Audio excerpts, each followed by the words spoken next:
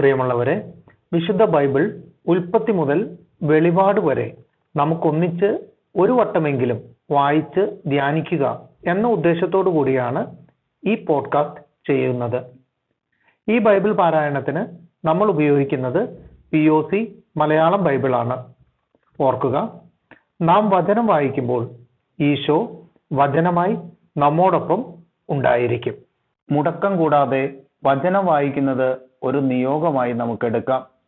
അതിനായി പരിശുദ്ധാത്മാവേ, ഞങ്ങളെ ശക്തിപ്പെടുത്തണമേ എന്ന് പ്രാർത്ഥിക്കാം.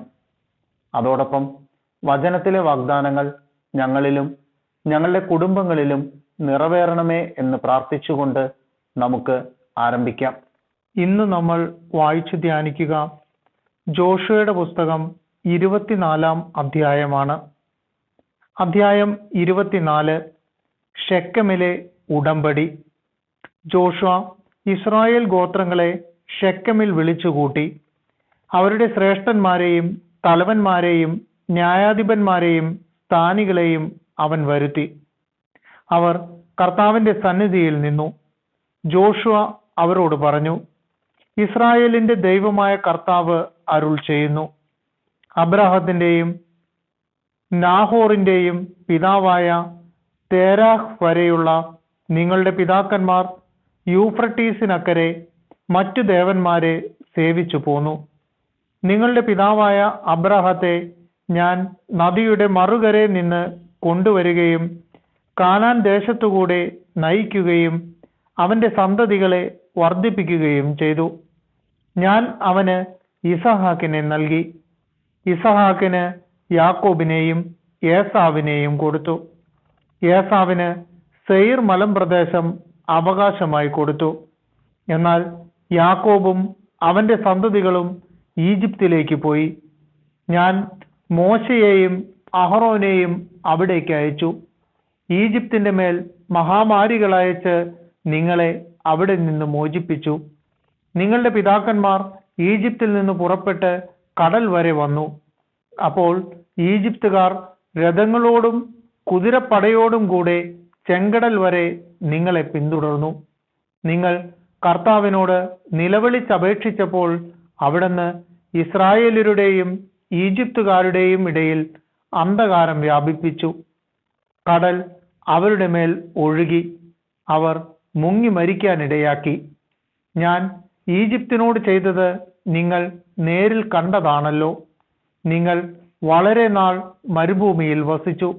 അനന്തരം ജോർദാന് മറുകരെ വസിച്ചിരുന്ന അമോര്യരുടെ നാട്ടിലേക്ക് ഞാൻ നിങ്ങളെ കൂട്ടിക്കൊണ്ടുവന്നു. അവർ നിങ്ങളോട് യുദ്ധം ചെയ്തെങ്കിലും അവരെ നിങ്ങളുടെ കൈകളിൽ ഞാൻ ഏൽപ്പിച്ചു. നിങ്ങൾ അവരുടെ ദേശം കൈവശമാക്കുകയും നിങ്ങളുടെ മുൻപിൽ വെച്ച് ഞാൻ അവരെ നശിപ്പിക്കുകയും ചെയ്തു. അപ്പോൾ സിപ്പോറിന്റെ മകനും മൊവാബ് രാജാവുമായ ബാലാക്ക് ഇസ്രായേലിനോട് യുദ്ധം ചെയ്തു. നിങ്ങളെ ശപിക്കുന്നതിന് ബയോറിന്റെ മകൻ ബാലാമിനെ അവൻ ആളയച്ചു വരുത്തി. എന്നാൽ ഞാൻ ബാലാമിനെ ശ്രവിച്ചില്ല. അതിനാൽ അവൻ നിങ്ങളെ അനുഗ്രഹിച്ചു. അങ്ങനെ ബാലാക്കിന്റെ കരങ്ങളിൽ നിന്ന് നിങ്ങളെ ഞാൻ മോചിപ്പിച്ചു. പിന്നീട് നിങ്ങൾ ജോർദാൻ കടന്ന് ജെറീക്കോയിലെത്തി. അപ്പോൾ ജെറീക്കോ നിവാസികൾ അമോര്യർ, പെരീസ്യർ, കാനാന്യർ, ഹിത്യർ, ഗിർഗാഷ്യർ, ഹിവ്യർ, ജബൂസിയർ എന്നിവർ നിങ്ങൾക്കെതിരെ യുദ്ധം ചെയ്തു. എന്നാൽ ഞാൻ അവരെ നിങ്ങൾക്ക് ഏൽപ്പിച്ചു തന്നു. ഞാൻ നിങ്ങൾക്ക് മുമ്പേ കടന്നലുകളെ അയച്ചു. അവ അമോര്യരുടെ 2 രാജാക്കന്മാരെ നിങ്ങളുടെ മുൻപിൽ നിന്ന് ഓടിച്ചു. നിങ്ങളുടെ വാളിന്റെയോ വില്ലിന്റെയോ സഹായത്താലല്ല അത് സാധിച്ചത്. നിങ്ങൾ അധ്വാനിക്കാത്ത ഭൂമിയും നിങ്ങൾ പണിയാത്ത പട്ടണങ്ങളും നിങ്ങൾക്ക് ഞാൻ തന്നു. നിങ്ങൾ ഇന്നിവിടെ വസിക്കുന്നു. നിങ്ങൾ നട്ടുവളർത്താത്ത മുന്തിരിത്തോട്ടത്തിന്റെയും ഒലിവ് തോട്ടത്തിന്റെയും ഫലം നിങ്ങൾ അനുഭവിക്കുന്നു. ആകയാൽ കർത്താവിനെ ഭയപ്പെടുകയും ആത്മാർത്ഥതയോടും വിശ്വസ്തയോടും കൂടെ അവിടുത്തെ സേവിക്കുകയും ചെയ്യുവിൻ. ഈജിപ്തിലും നദിക്കക്കരെയും നിങ്ങളുടെ പിതാക്കന്മാർ സേവിച്ചിരുന്ന ദേവന്മാരെ ഉപേക്ഷിച്ച് കർത്താവിനെ സേവിക്കുവിൻ. കർത്താവിനെ സേവിക്കുന്നതിന് മനസ്സില്ലെങ്കിൽ നദിക്കക്കരെ നിങ്ങളുടെ പിതാക്കന്മാർ സേവിച്ച ദേവന്മാരെയോ നിങ്ങൾ വസിക്കുന്ന നാട്ടിലെ അമോര്യരുടെ ദേവന്മാരെയോ ആരെയാണ് സേവിക്കുക എന്ന് ഇന്നു തന്നെ തീരുമാനിക്കുവിൻ. ഞാനും എൻ്റെ കുടുംബവും കർത്താവിനെ സേവിക്കും. അപ്പോൾ ജനം പ്രതിവചിച്ചു, ഞങ്ങൾ കർത്താവിനെ വിട്ട് അന്യദേവന്മാരെ സേവിക്കാൻ ഇടയാകാതിരിക്കട്ടെ. നമ്മുടെ ദൈവമായ കർത്താവാണ് നമ്മെയും നമ്മുടെ പിതാക്കന്മാരെയും അടിമത്തത്തിന്റെ ഭവനമായ ഈജിപ്തിൽ നിന്ന് കൊണ്ടുപോരുകയും നമ്മുടെ കൺമുൻപിൽ മഹാത്ഭുതങ്ങൾ പ്രവർത്തിക്കുകയും നാം പോയ എല്ലാ വഴികളിലും കടന്നുപോയ എല്ലാ ജനതകളുടെ ഇടയിലും നമ്മെ സംരക്ഷിക്കുകയും ചെയ്തത്. ഈ ദേശത്ത് വസിച്ചിരുന്ന അമോര്യരെയും മറ്റു ജനതകളെയും നമ്മുടെ മുൻപിൽ നിന്ന് കർത്താവ് തുരുത്തി. അതിനാൽ ഞങ്ങളും കർത്താവിനെ സേവിക്കും. അവിടുന്നാണ് നമ്മുടെ ദൈവം. ജോഷുവ ജനത്തോട് പറഞ്ഞു, നിങ്ങൾക്ക് കർത്താവിനെ സേവിക്കാൻ സാധ്യമല്ല. എന്തെന്നാൽ അവിടുന്ന് പരിശുദ്ധനായ ദൈവമാണ്, അസഹിഷ്ണുവായ ദൈവം. നിങ്ങളുടെ പാപങ്ങളും അതിക്രമങ്ങളും അവിടുന്ന് ക്ഷമിക്കുകയില്ല.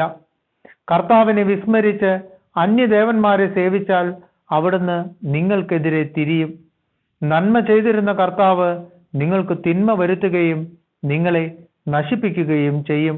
അപ്പോൾ ജനം ജോഷിയോട് പറഞ്ഞു, ഇല്ല, ഞങ്ങൾ കർത്താവിനെ മാത്രം സേവിക്കും.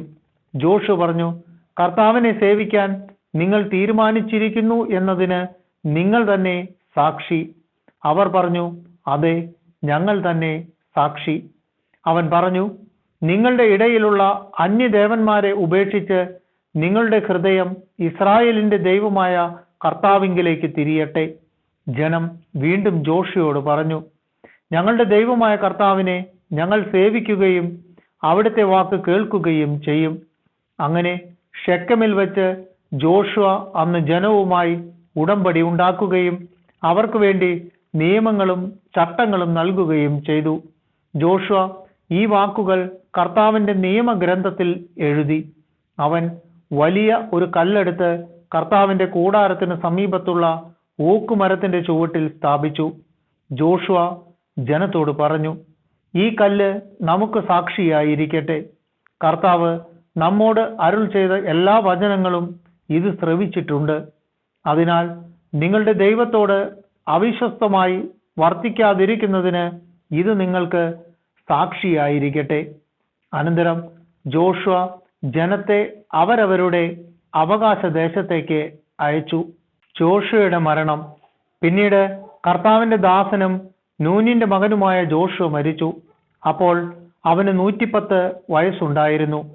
അവർ അവനെ ഗാഷ് മലയുടെ വടക്ക് എഫ്രായിം മലമ്പ്രദേശത്തുള്ള അവന്റെ അവകാശ സ്ഥലമായ തിമ്നാത്ത് സേറായിൽ സംസ്കരിച്ചു. ജോഷുവയുടെ കാലത്തും അവന് ശേഷവും ജീവിച്ചിരിക്കുന്നവരും കർത്താവ് ഇസ്രായേലിന് ചെയ്ത എല്ലാ കാര്യങ്ങളും കണ്ടവരുമായ ശ്രേഷ്ഠന്മാരുടെ കാലത്തും ഇസ്രായേൽ കർത്താവിനെ സേവിച്ചു.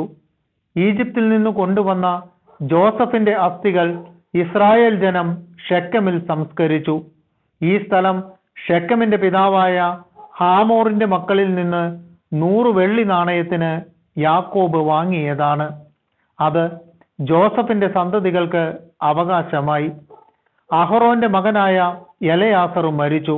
അവർ അവനെ ഗിബയായിൽ സംസ്കരിച്ചു. അത് അവന്റെ മകൻ ഫിനെഹാസിന് എഫ്രായിം മലമ്പ്രദേശത്ത് ലഭിച്ച പട്ടണമാകുന്നു.